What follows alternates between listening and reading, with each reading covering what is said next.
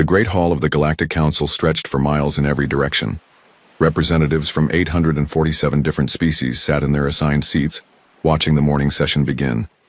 The air buzzed with dozens of different languages being translated through universal communicators.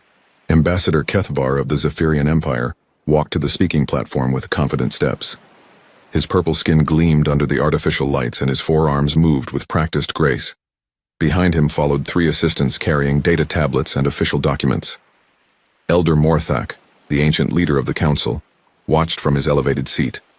His wrinkled face showed no emotion, but his 4 black eyes tracked every movement the Zephyrian made.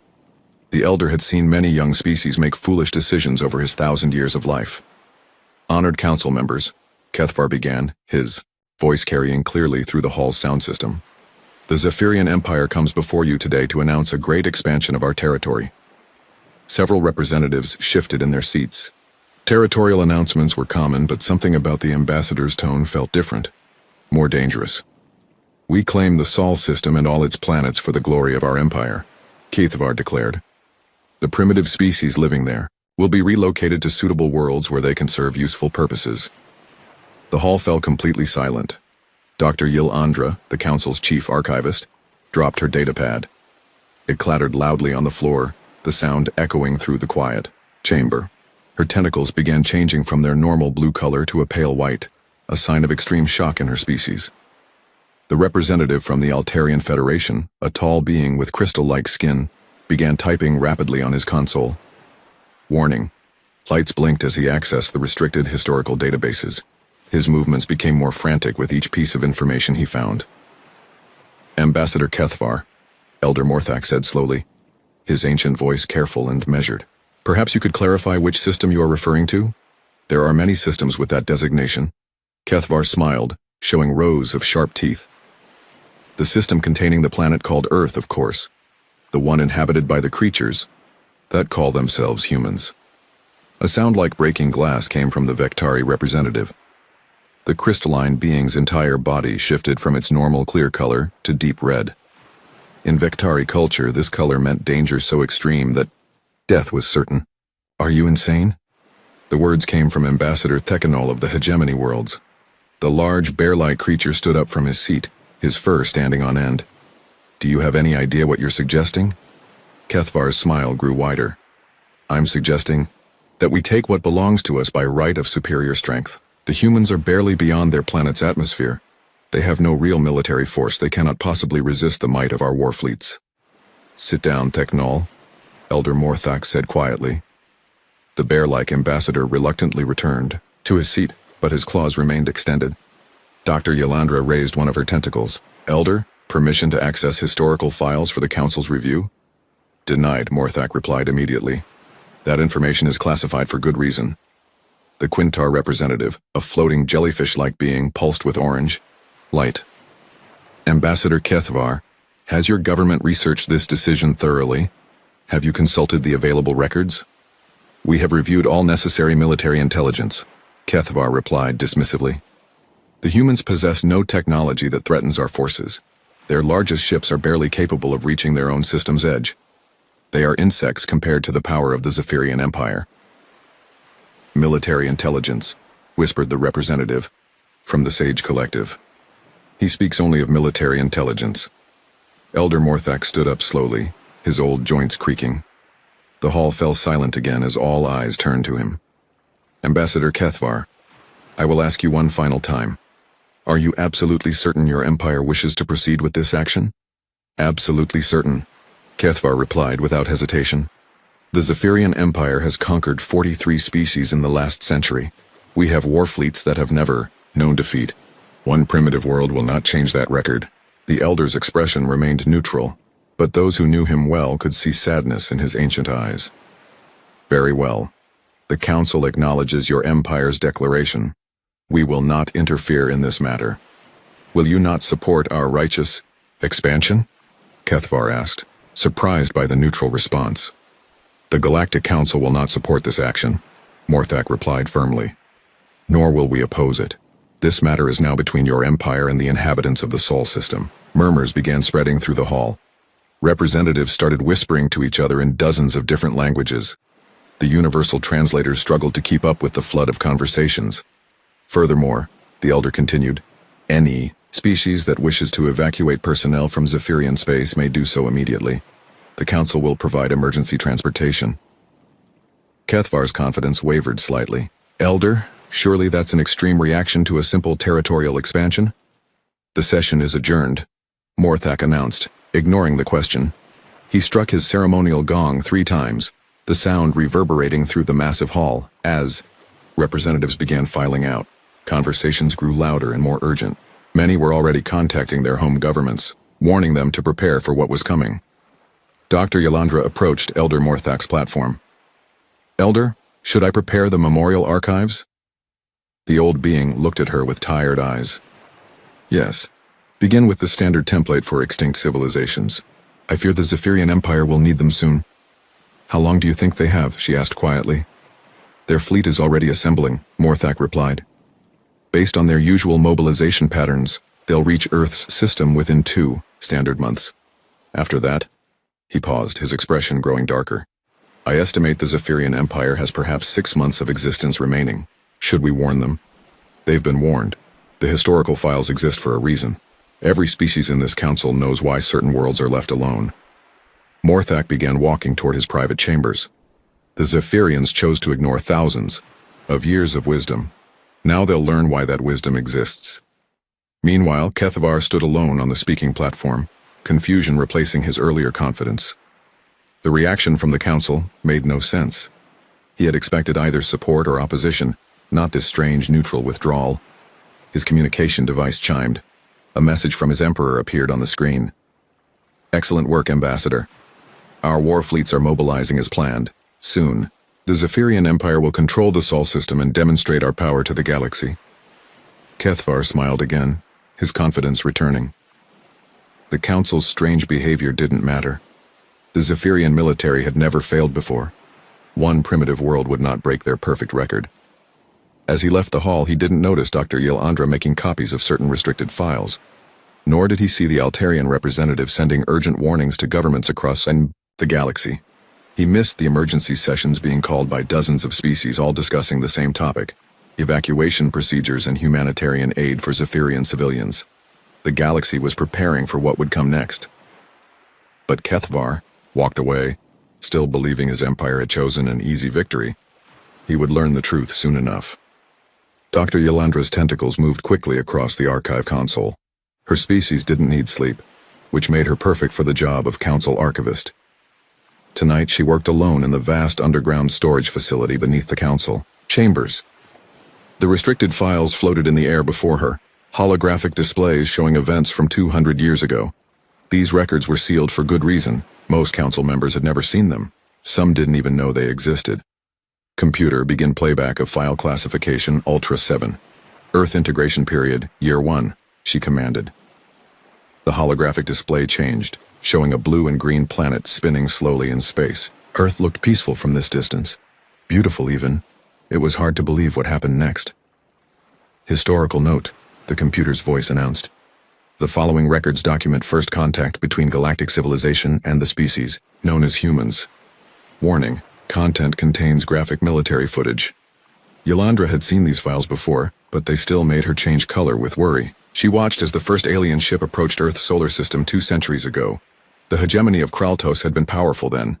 Their empire controlled 400 worlds and possessed military technology that could destroy planets. They viewed humans as primitive creatures barely capable of spaceflight. Display the hegemony's initial assessment report, Yalandra requested. Words appeared in the air, translated from the ancient Kraltos language. Species designation human shows. Basic tool use and simple electronics. Military capacity negligible. Recommend standard conquest protocol. Estimated resistance duration, 72 hours maximum. The archivist's tentacles curled with dark humor. 72 hours. The hegemony had been so confident. Begin playback of battle footage, Luna orbital stations. The scene changed to show space around Earth's moon. Massive hegemony warships hung in the darkness like metal mountains. Their weapons could crack moons in half. Below them, tiny human ships moved like insects around a giant. The attack began exactly as expected. Hegemony plasma cannons fired, destroying the first wave of human defenders in seconds. More human ships came forward, only to be swept away by superior firepower. Display time index, battle plus 6 hours. The footage jumped forward. Now something was different. The human ships moved strangely, not following normal military patterns. They attacked from unexpected angles, used debris as cover, and seemed to ignore damage that should have disabled them. Display intercepted human communications. Battle plus 12 hours. A crackling voice filled the archive chamber, speaking in the ancient human language called English. All stations, this is Admiral Rodriguez. Pattern analysis complete. Their weapons recharge every 47 seconds. Their ships turn slowly to the left. Adjust attack runs accordingly. Yolandra paused the playback. This was the moment that changed everything. The humans had been losing badly, but instead of surrendering, they studied their enemies. In the middle of battle, while their friends died around them, they learned. Continue playback. The next scene showed human tactics changing rapidly. Ships that had been flying straight into enemy fire now moved in complex patterns. They avoided the strongest weapons and targeted weak points that shouldn't have been visible to primitive sensors. Display time index. Battle plus 18 hours. Now, the human ships looked different. They carried strange weapons that weren't there before. Jury-rigged devices built from battlefield salvage. Energy weapons that fired in unusual patterns the hegemony shields couldn't stop. Computer, explain the human modifications recorded during this period. Analysis indicates human forces modified their weapon systems 17 times during active combat. New designs were tested, refined, and distributed to other ships within hours. This adaptation rate exceeded all known military databases. The footage continued. By the 24th hour, hegemony forces were retreating from several positions. Their commanders sent confused reports. Human resistance exceeds all projections. Request immediate reinforcements. Display the Hegemony Command Council meeting, Day 3. The scene showed alien beings seated around a large table. They looked like giant beetles with multiple arms. Their voices were translated into standard galactic language. General Thekvar, report on Earth conquest progress. Sir, we have encountered unexpected resistance. The humans appear to be adapting to our tactics. Adapting? They are primitives with chemical rockets. Yes, sir. However, they have now deployed weapons that our databases cannot identify. Our technical teams believe the humans are modifying captured equipment. Impossible. Their technology level cannot support such modifications. Nevertheless, sir, we have lost 18 capital ships in the last day. The humans seem to learn from each engagement. Yolandra fast-forwarded through the next several weeks. The pattern was clear. Every day, human resistance grew stronger. Every battle, they performed better. They used captured hegemony technology in ways its original creators had never imagined. Display final battle footage. Kraltos home system. The scene changed dramatically. Now human ships filled the space around the hegemony's homeworld. But these weren't the small primitive vessels from the beginning. These ships were larger, more advanced, and covered with weapons that shouldn't exist. Computer, analyze the human fleet composition at this battle. Human forces consist of 40% original human technology, 35% modified hegemony equipment, and 25% unknown design origin. Warning. Some weapon systems appear to exceed current galactic technology standards. The archivist watched as human forces systematically dismantled the hegemony's home defense fleet. There was no anger in their movements, no unnecessary destruction. They moved like surgeons, cutting away only what needed to be removed.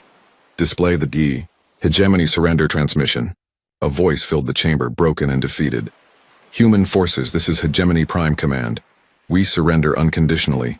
We request mercy for our civilian populations. The human response came immediately. Hegemony Command, this is Fleet Admiral Chen. Surrender accepted. Civilian populations will not be harmed. Military forces will be disarmed and military production facilities will be dismantled. You have our word that your species will survive this war. And they had kept that promise. The beetle-like Kraltos still existed, living peacefully on agricultural worlds under human protection. They were farmers now, not warriors. Some said they were happier than they had ever been. Display summary of subsequent conflicts. Devourers of Sekhan invasion, collective Zon war. More footage filled the air. 2 other species had made the same mistake, attacking Earth after seeing the hegemony's defeat. Both had been certain they could succeed where others failed. The Devourers had lasted 8 months. The collective Zon, with their hive-mind coordination, had managed almost a full year. Both met the same fate, complete military defeat followed by peaceful integration into human-protected space. Computer current status of species that attacked Earth during integration period? All 3 species remain extant. Kreltos, 47 agricultural worlds, population stable. Sekhan, 12 mining colonies, population growing. Zon Collective, 18 research stations specialized in galactic communication networks, all operate under human protection protocols. Yolandra studied the final statistics. 3 major galactic powers had tried to conquer primitive Earth. All 3 were defeated so completely that they ceased to exist as military forces. Yet all 3 species survived and even thrived under human guidance. Computer, extract key tactical analyses for distribution to Council members. Warning. This information is classified under Council Resolution 847 Alpha. Distribution requires unanimous, Elder approval. Emergency override.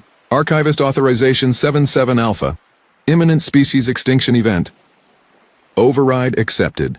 Preparing data packets for all Council members. As the files compiled, Yolandra thought about the Zephyrian Empire. They had conquered 43 species in recent years. They possessed advanced weapons and experienced soldiers. Their confidence was understandable, but confidence wouldn't save them from what was coming. The historical records were clear. Humans didn't just fight wars. They studied them. They adapted to them. They turned every enemy weapon into a tool for their own use. Most terrifyingly, they did all of this while maintaining strict moral codes that prevented them from committing genocide. The Zephyrians would discover that losing to humans was worse than dying. They would survive, but they would never be warriors again. Computer, add personal note to all data packets. The humans do not fight to destroy. They fight to teach. The lesson they teach is that war has consequences. Some consequences last forever. The data packets shot out across the galaxy, carrying warnings to every civilized species. But Yolandra knew it was probably too late. The Zephyrian war fleets were already moving toward Earth. Soon the galaxy would witness another demonstration of why humans were left alone. Admiral Sarah Chen stood in the center of the Solar Defense Council's command room, reading from a holographic display that floated before her. The message from the Zephyrian Empire glowed with official seals and threatening language. "Ladies and gentlemen," she said to the assembled military leaders, "we have received an ultimatum from the Zephyrian Empire. They demand our immediate surrender and relocation from all human colonies. We have 72 hours to respond." General Marcus Webb, his face scarred from the Titan mining conflicts 20 years ago, actually started laughing. The sound echoed through the quiet room, causing several officers to turn and stare at him. "Something amusing about this situation, General?" Admiral Chen asked. Webb wiped tears from his eyes. "Sorry, Admiral, it's just another species that doesn't know their history." "Ma'am, permission to respond to this threat?"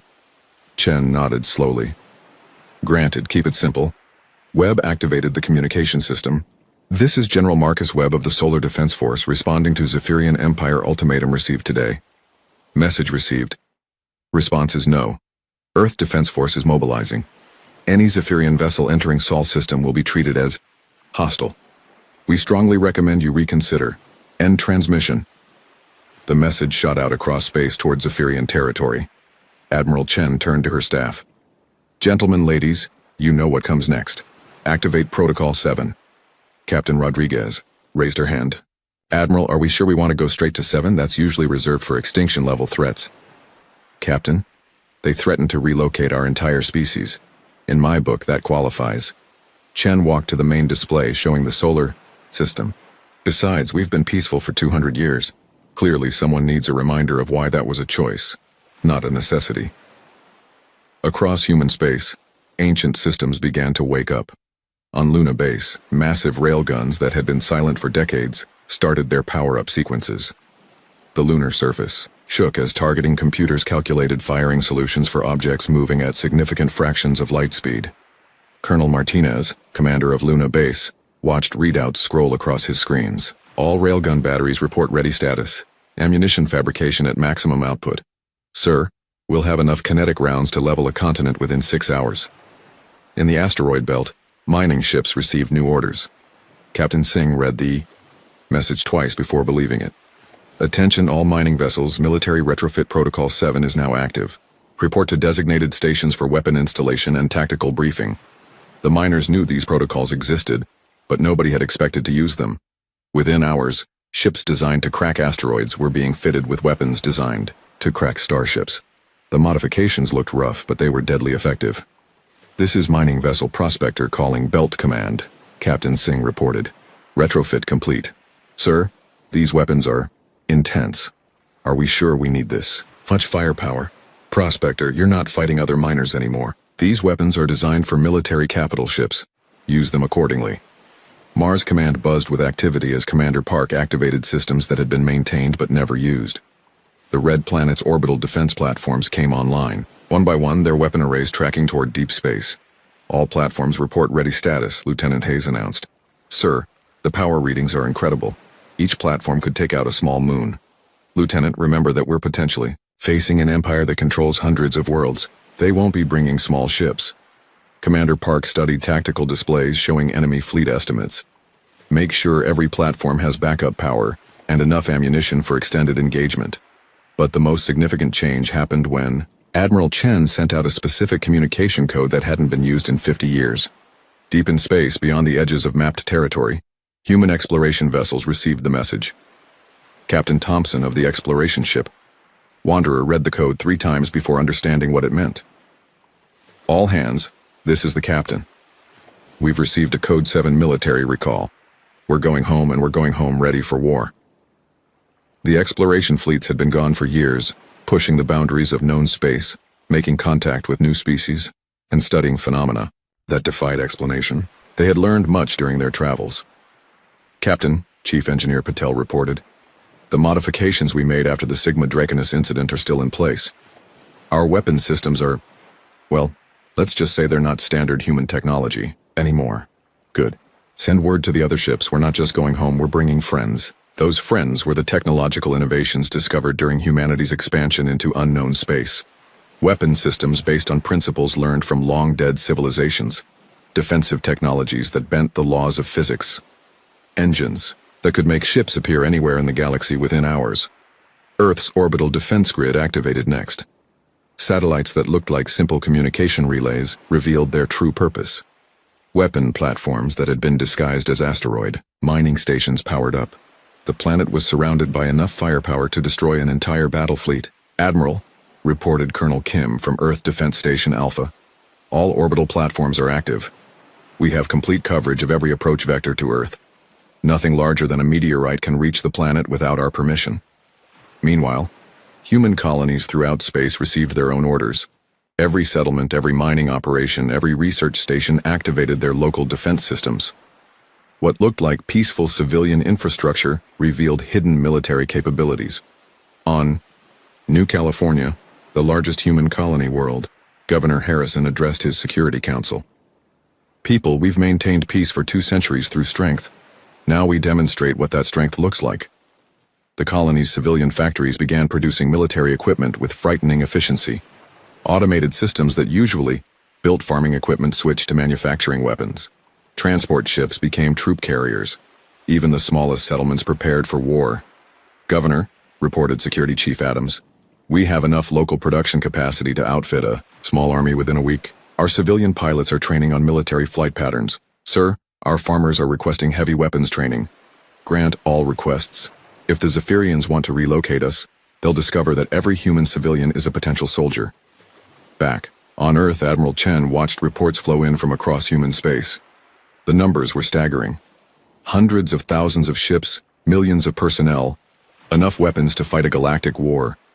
Admiral, General Webb reported, mobilization is ahead of schedule. We'll be at full military readiness in 48 hours. Our deep space fleets are already heading home. Estimated arrival time, 6 weeks. Chen nodded, then activated her personal communicator. Get me a channel to Galactic Council headquarters.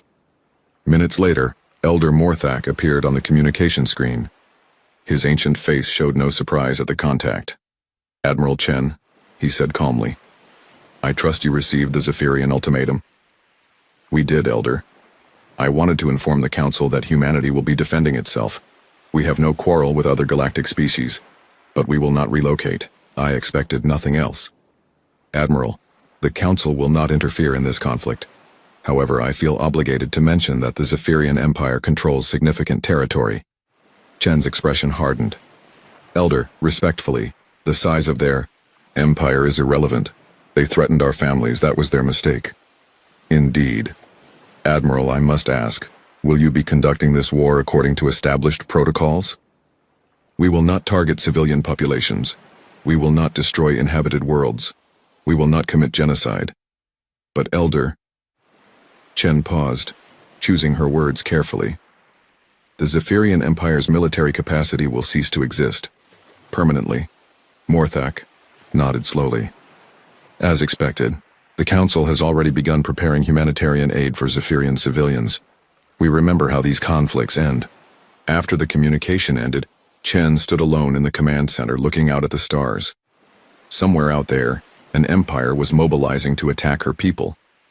They expected to find primitive humans with limited technology and no military experience. They would find something very different. Computer, she said quietly, begin tactical analysis of Zephyrian military doctrine. I want to know everything about their weapons, their tactics, and their weaknesses. We have 6 weeks to prepare. Analysis beginning, Admiral. Estimated completion. Time, 12 hours. Chen smiled grimly. 12 hours to understand an enemy that had been fighting wars for centuries. Most species would consider that impossible. But most species weren't human. Emperor Zekthar stood on the bridge of his flagship, the Infinite Glory, watching the Sol system grow larger on the main display. Behind him stretched the largest war fleet in Zephyrian history. 500 capital ships, 2,000 escort, vessels and carrier ships filled with enough ground troops to conquer a dozen worlds. Magnificent, he said, his forearms spread wide in satisfaction. The primitive humans will witness the true power of the Zephyrian Empire today. Fleet Admiral Vorkesh approached the Emperor's throne, his expression showing concern. My lord, our forward scouts report unusual activity in the system. The human defense grid appears more extensive than our intelligence suggested. The Emperor waved dismissively. Admiral, we have destroyed fleets 10 times larger than anything these primitives could assemble. Their entire species barely occupies one star system. What possible threat could they pose?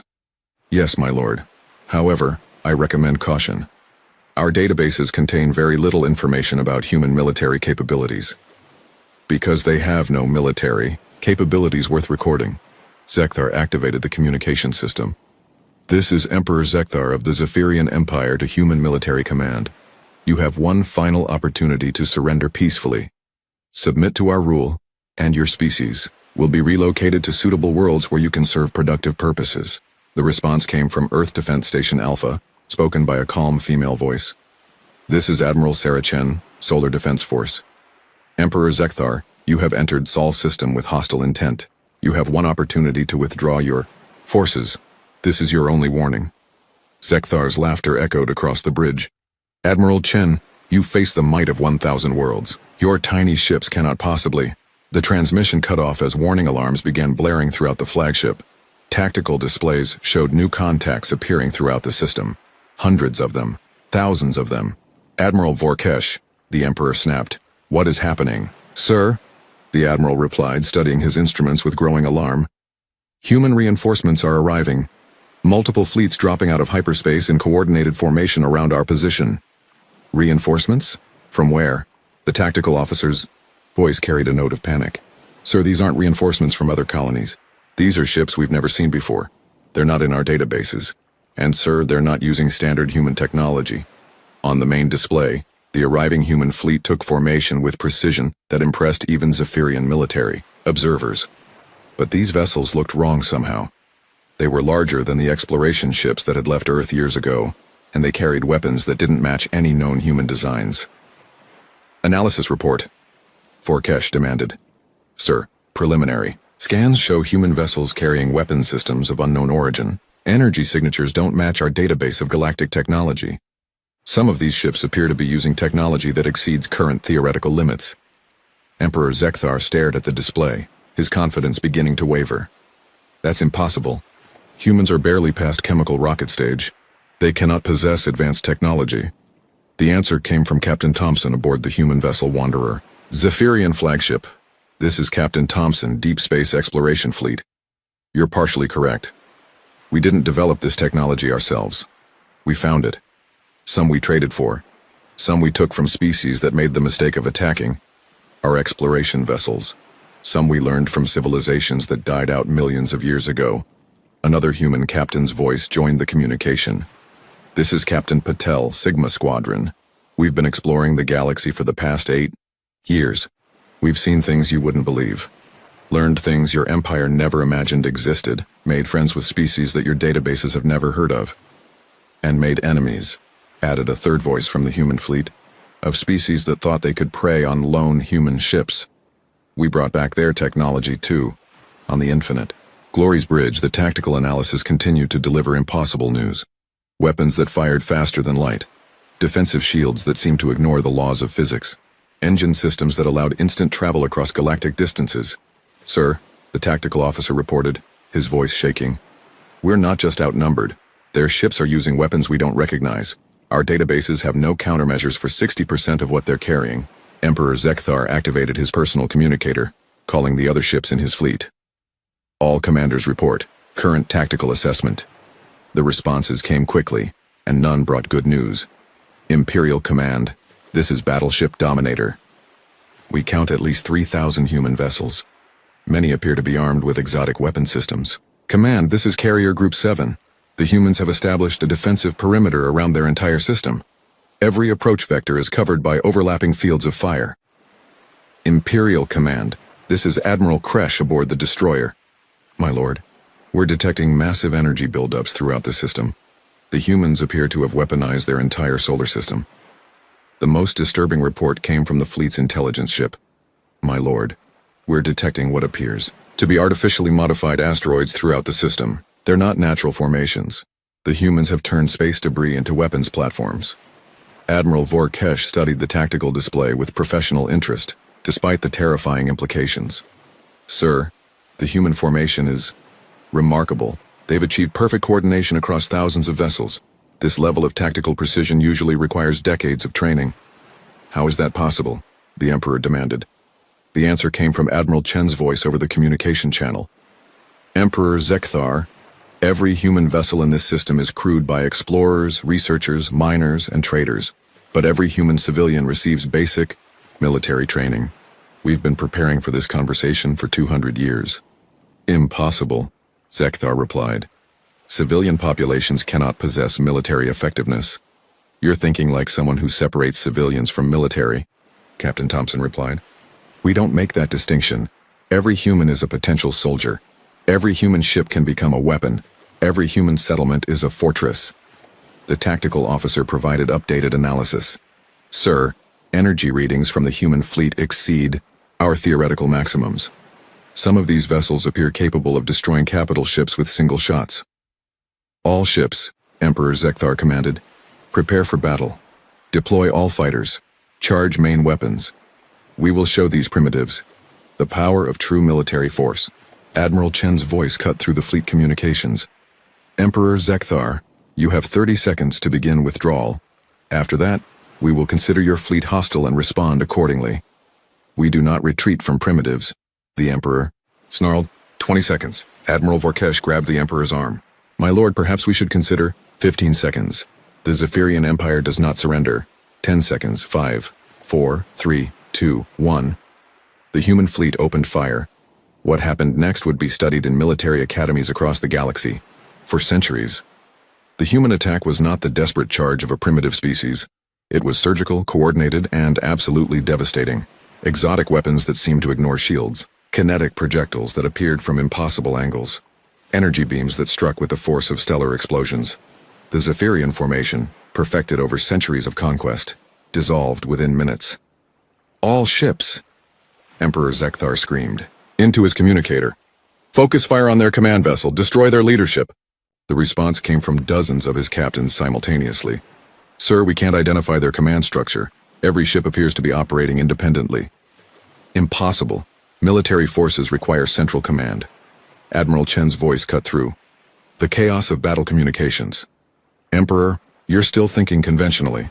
We don't use central command. Every captain is authorized to make tactical decisions. Every crew knows the mission. Destroy our flagship and 5 others take its place immediately. The battle continued for 4 hours and 17 minutes. When it ended, the Infinite Glory floated alone in space, its engines disabled and weapons offline. Around it drifted the wreckage of the greatest war fleet the Zephyrian Empire had ever assembled. Emperor Zekthar sat in his damaged throne, staring at the tactical display that now showed thousands of human vessels surrounding his crippled flagship. In 4 hours, his empire's military might have been reduced to a single damaged ship. This is Admiral Chen to Zephyrian flagship. Prepare to be boarded. You will be taken into custody for war crimes proceedings. Your crew will be treated according to galactic conventions. War crimes? Zekthar asked weakly. You threaten genocide against an entire species. That's a crime under galactic law. Don't worry, Emperor. You'll survive this. Your empire, however, will not. As human boarding parties prepared to dock with his ship, the former emperor of the Zephyrians realized the terrible truth. The humans hadn't been fighting at full strength. This had been a demonstration, not a war. 6 months after the Battle of Sol, the former Emperor Zekthar stood in a grain field on the agricultural world of New Zephyr. His once magnificent royal robes had been replaced with simple farming clothes. His forearms, which had once commanded fleets, now guided harvesting equipment through rows of genetically modified wheat. Administrator Zekthar called his human supervisor, walking through the field with a tablet in her hands. The harvest numbers look good this season. Your agricultural teams are exceeding production targets. Zekthar looked up from his work, sweat gleaming on his purple skin. Thank you, Supervisor Martinez. My people are adapting to their new circumstances. How are you adapting? She asked, genuine concern in her voice. The former emperor considered the question. I spent 50 years learning to destroy. Now I'm learning to grow things. It's different. Harder in some ways. But he paused, watching Zephyrian children playing between the crop rows. My people are safer now than they were when we controlled 400 worlds. Supervisor Martinez nodded. The transition period is always difficult, but you've seen the reports from other species that went through this process. The Kraltos agricultural worlds are now some of the most prosperous in the galaxy. Yes, I've read those reports. Zekthar resumed his harvesting work. Tell me, Supervisor, was this always the plan, even before we attacked Earth? Administrator, I'm not qualified to discuss military strategy, but I can tell you that humanity has been preparing for species like yours for 2 centuries. We learned early that some civilizations only understand strength. Meanwhile, in the Galactic Council chambers on Nexus Prime, Elder Morthak addressed a special session. The hall was packed with representatives from hundreds of species, all wanting to understand what had happened to the Zephyrian Empire. Council members, Morthak began. Today we discuss the aftermath of the Sol conflict and its implications for galactic peace. The Altarian delegate raised his crystalline hand. Elder, our analysis of the battle data is troubling. The human fleet demonstrated technology that exceeds known galactic standards. How did a single system species develop such capabilities? Dr. Yilandra, now promoted to Chief Council Advisor, activated her presentation display. Honored delegates, the answer is both simple and complex. Humans didn't develop this technology, they acquired it. Holographic displays showed star maps with human exploration routes marked in blue. For the past 50 years, human deep space vessels have been exploring regions of the galaxy that we considered too dangerous or remote to investigate. They made contact with species we've never heard of. They discovered the ruins of civilizations that died out before our current galactic order existed. The representative from the Sage Collective pulsed with orange light. Are you saying humans have been scavenging ancient technology? Not scavenging, Yilandra corrected. Trading, learning, in some cases defending themselves against hostile species that attacked their exploration vessels. The humans who returned to defend Earth brought back 200 years of accumulated knowledge from across the galaxy. Elder Morthak stood to address the growing murmur of conversation. Council members, this is why the historical files exist. Every few generations, a species emerges that believes military conquest is the path to greatness. They see humans as an easy target because they appear peaceful and occupy only one system. But humans are not peaceful because they're weak, the elder continued. They're peaceful because they choose to be. When that choice is challenged, they demonstrate why it was wise to make it. The ambassador from the hegemony worlds, a descendant of the first species to attack Earth, requested permission to speak. Elder, my people have lived under human protection for 2 centuries. We've never been happier or more prosperous, but I must ask, why do humans allow species like ours to survive? Why not simply eliminate threats permanently? Ambassador Theknol, perhaps you should ask them directly. Morthak replied. I believe Admiral Chen is joining us today. The main display activated, showing Admiral Sarah Chen aboard her flagship in Earth orbit. Her uniform showed the wear of recent combat, but her expression was calm and professional.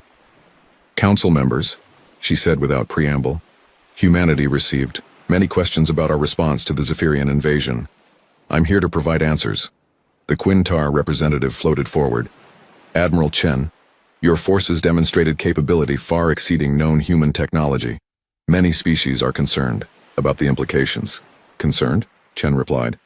Good, you should be concerned. For 200 years we've maintained peaceful relations with all galactic species. We've traded fairly, shared medical technology, and contributed to galactic culture. In return, we asked only to be left alone. The Zephyrian Empire chose to ignore that arrangement. They threatened to relocate our entire species. That was unacceptable. The Vectari representative shifted to deep blue, their color of curiosity. Admiral, your exploration fleets possess technology that our best scientists cannot explain. How did you acquire such capabilities? Chen's expression hardened slightly. Representative, for 50 years our people have been exploring the dark spaces between stars. We've found the ruins of civilizations that died out millions of years ago. We've made contact with species so advanced that your databases don't contain their names. We've defended ourselves against hostile entities that exist in regions you consider uninhabitable.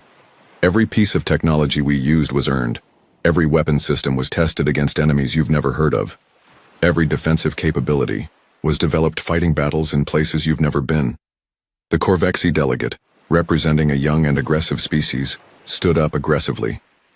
Admiral Chen, your demonstration against the Zephyrians has created a power imbalance in the galaxy.